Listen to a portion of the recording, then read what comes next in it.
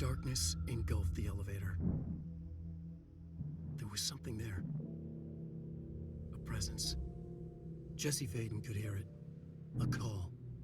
It was faint, reaching for her from a dark place. Faden was sensitive to visitations. She had them all the time. From her guiding star and the previous director. She was the perfect receiver. As if she'd been made for this. Faden paused to feel it. The force at play here. It was changing things around her, subtle, trying to make her act. Faden didn't like that. Her guide felt it too. Polaris didn't flare up in defense as with the hiss, so it wasn't all bad. Not a hostile transmission. It was powerful, but it was coming from far away, and made weak because of the distance. It was a distress call. Faden sensed a drowning man, a man desperate to escape. She sensed something else too. A hunger in the dark, not unlike the hostile resonance, waiting. She knew that desperate acts can have grim consequences. It was this, more than the man's despair, that made her follow the call.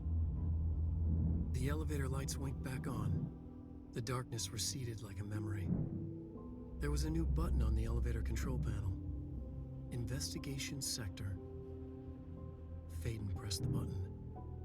The elevator doors slid shut with practiced bravado.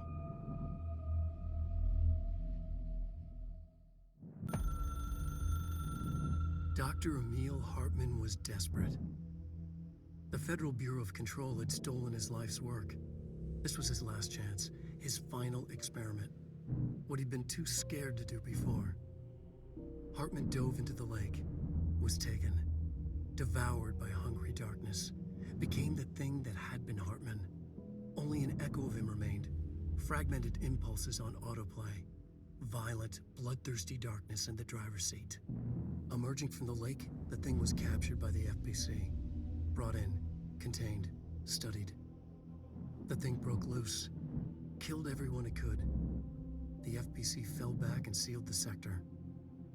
The thing was alone in the dark, lurking, roaming, waiting. Then something else came. Not darkness, but similar enough. A sound. A resonance. It shouldn't be a surprise. If there's one, why not another? The darkness inside the thing could have been immune, could have resisted, fought, could have been passed by, passed through with no effect. But it didn't, and it wasn't. Maybe it had grown weaker over time, not aged. It was timeless, but weaker with no link to its source. A metamorphosis followed. The thing that had been Hartman went through another change.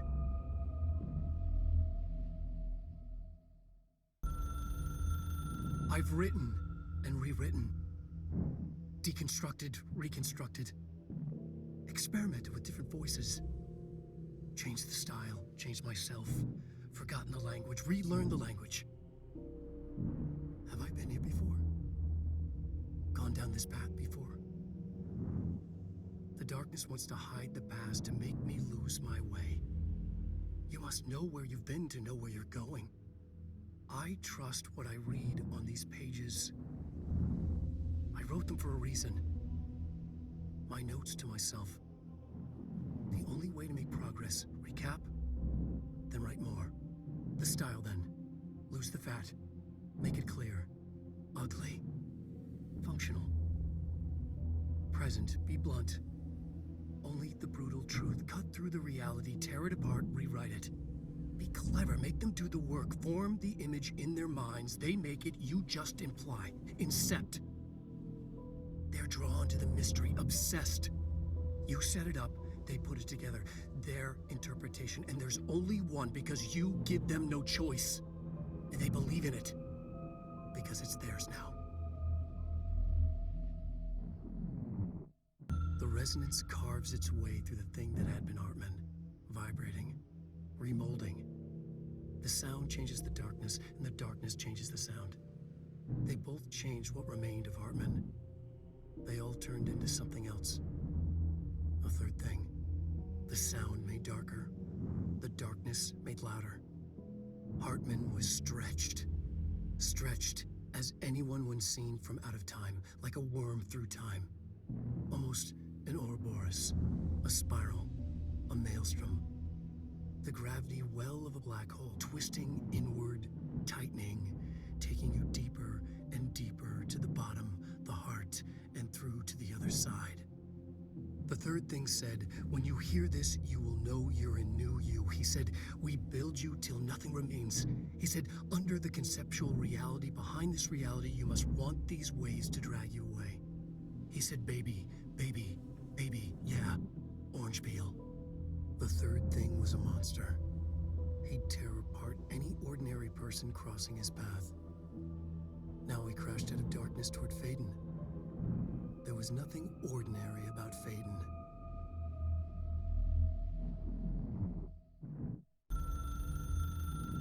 The Valhalla Nursing Home. Founded in 2014 for Odin and Tor Anderson of the Old Gods of Asgard fame for their twilight years. Built after the Return Comeback tour. Flip-flopped to be their farewell tour. Cut short. Cancelled. To the chagrin of their agent Barry Wheeler. Wheeler had managed to coax a couple of hit songs out of them before that. Balance Slays the Demon, a couple of others. 3 massive stadium-sized gigs. The old men rocked like they were possessed by the devil. Like their namesakes. The backstage parties got out of hand. The air was thick with smoke. Wheeler squinted. His migraine flared. Booze and drugs. A rock and roll cliche. They ran off after every gig. Wheeler had security track them down to the craziest after parties. The Andersons were so old. Vampires. Princes of fucking darkness. After every gig and the rampaging party that followed, it took them weeks to bounce back. And they never did completely. Each time Wheeler expected them to croak. It was that bad. After the 3rd gig, Wheeler couldn't take it anymore. Couldn't stomach the idea of another client dropping dead on him. Wheeler canceled. Called it off. It was over. After the Old Gods comeback tour was canceled, Wheeler set up a foundation with the money from the record sales of the Greatest Hits album and the gigs. A lot of money. Wheeler was good at his job. Wheeler set up the nursing home facility. The old men deserved it.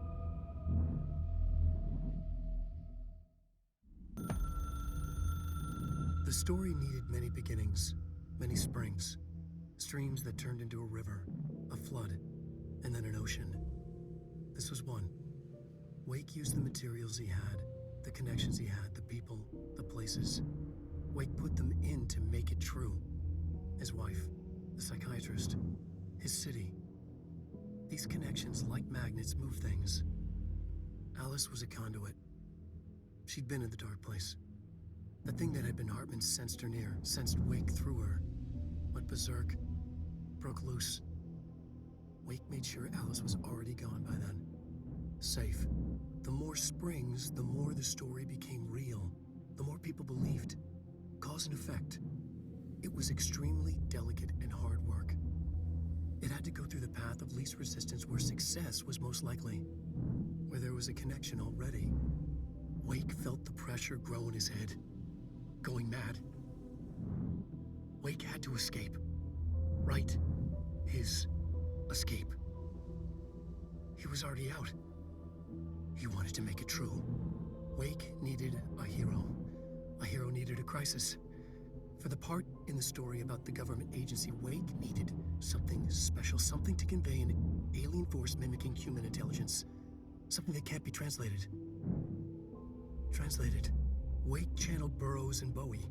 He cut up sentences and words. Orange peel. You are home. Insane. He put them in a shoebox. He pulled out the words. Wake created a Dadaist poem. He'd try anything once. Or had he tried this before?